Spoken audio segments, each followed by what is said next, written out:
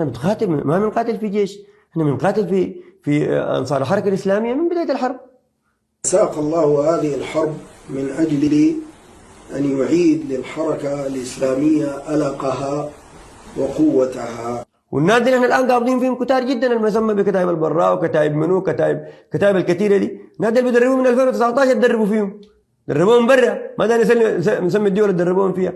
يعني ما اكتمكم بان عشرات الالوف من الشباب دربوا على السلاح.